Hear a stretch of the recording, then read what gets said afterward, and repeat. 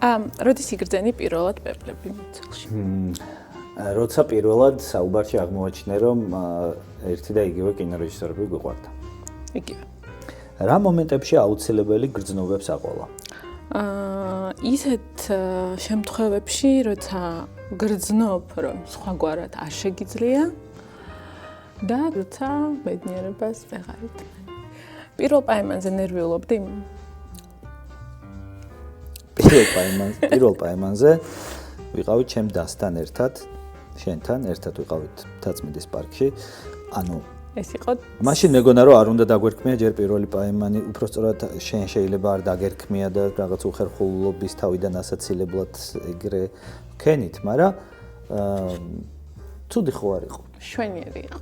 რა არის ის პატარა ქცევები თუ მიმიკები, რაც შეგიმჩნევია ჩემში და გიყვარს?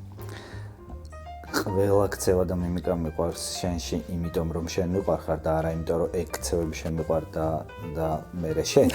პირიქით. მაგალითად, როცა წიგნის კითხვისას ემოციები გემჩნევა სახეზე.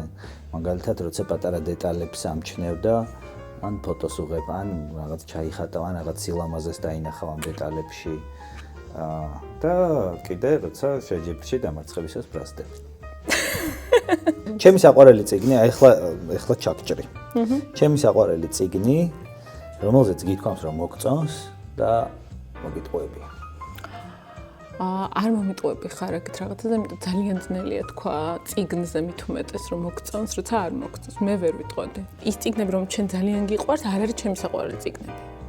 და ალბათ პირიქით. მაგალითად ტრამალის მგელზე გვაქვს აზრთა სხვადასხვაობა. 1984 შენ ძალიან გიყვარს, ჩემი საყვარელი წიგნი არ არის. მე პატივისცემ. რომელი ლიტერატურული ნაწარმოების გმირები აღწერს ყველაზე უკეთ? ჩვენ. ლიტერატურული ესე კონკრეტულად არ მახსენდება, მაგრამ ფილმი გამახსენდა, რომელზეც სულ ფიქრობ ხოლმე, რომ აი ეგრე მინდა დავბერდეთ. ეგ არის Another Year, რომელშიც მთავარი გმირების წყვილი მგონია რომ ძალიან გგავს ბევრ რამეში. გეთანხმები და იმედია რომ ისეთი ბოსტონი გვექნება. როგორც იქ. ჩემი guilty pleasure. ჩემი guilty pleasure არის ცალსახად ყველანაირი ქართული თრეშის სიყვარული. აბა. ქართული ეროვნული თრეშ კულტურის მემატიანე ხარ ჩვეულებრივი და ეს არის guilty. ანიკო. გისმენთ. რა არის ჩემი love language? სიტყვები. არის შენი love language, შენს გრძნობებს, ემოციებს, დამოკიდებულებებს, ყველაზე ფერს, ყველაზე უკეთ გამოხატავ შენ სიტყვებით და შენ ხარ სიტყვების ადამიანი. ჩვენ როგორც ერთი ციტატა რომელიმე წიგნიდან, აი ის გავართ, ან რას გავართ ყოველს? ჩვენ ვართ ჩვენ ვიქნებოდით როგორც ლექსი პაბლო ნერუდას ლექსები.